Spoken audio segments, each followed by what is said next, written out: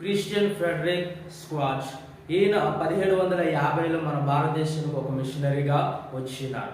ఆయన మన భారతదేశం తమిళనాడు వంటి ప్రాంతంలో ఆయన మిషనరీ సేవ చేసడంతో ఆయన కృషిని మెచ్చుకొని అప్పటి రాజు అయిన సెర్బోజి తన మాటలు ఈ విధంగా చెప్పి ఉన్నాడు.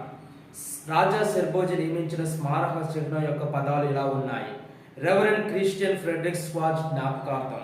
1726 అక్టోబర్ 8న ప్రష్యా రాజ్యంలోని న్యూమార్క్లోని సునెన్బర్గ్లో జన్మించి 1798 ఫిబ్రవరి 13న తన 72వ ఏట తంజావూరులో మరణించాడు. తన తొలి యవ్వనం నుండి తూర్పున మిషనరీ కార్యాలయానికి అంకిత భావంతో సువార్త యొక్క మొదటి బోధకుల పరిస్థితిని, అతని పరిస్థితి సారూప్యత, అపోస్టలిక్ పాత్ర యొక్క సరళమైన పవిత్రతకు అతనిలో ఒక విచిత్రమైన పోలికను కలిగించింది. అతని సహజమైన చురుకుదనం ప్రేమను గెలుచుకుంది.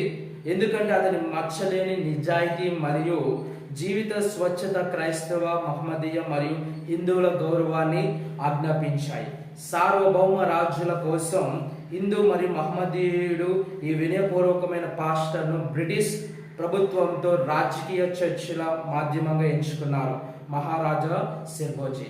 ఈయన తన జీవిత అనేకమైన స్కూల్స్, సైనికుల పిల్లల కోసం, బ్రిటిష్ వారి పిల్లల కోసం కూడా ఆయన నిర్మించడం అనేది జరిగింది.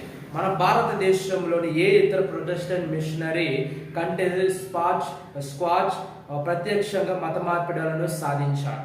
అంతేకాకుండా ముస్లింలు మరియు హిందువుల గౌరవాన్ని గెలుచుకోవడంలో కూడా అతను విజయం సాధించాడు. తంజావూరు రాజు మిషన్ చర్చ్లో జాన్ ఫ్లాక్స్మన్ చేత అమలు చేయబడిన ఒక స్మారక చిహ్నాన్ని నిర్మించాడు. దీనిలో అతను మరణిస్తున్న మిషనరీ చేయి పట్టుకొని అతని ఆశీర్వాదం పొందుకున్నట్లు చిత్రీకరించబడింది. జాన్ బేకన్ చేత స్వాచ్కు ఒక స్మారక చిహ్నాన్ని చెన్నైలోని సెయింట్ మేరీ చర్చిలో బ్రిటిష్ ఈస్ట్ ఇండియా కంపెనీ ఉంచింది. రామనాథపురంలోని స్క్వాచ్ హై స్కూల్ ప్రముఖ విద్యార్థులను తయారు చేసింది. ఆ స్కూల్లోనే మన ఫార్మర్ అధ్యక్షుడైన డాక్టర్ అబ్దుల్ కలాం గారు కూడా చదువుకున్నారని చరిత్ర చాలా స్పష్టంగా సెలవిస్తుంది.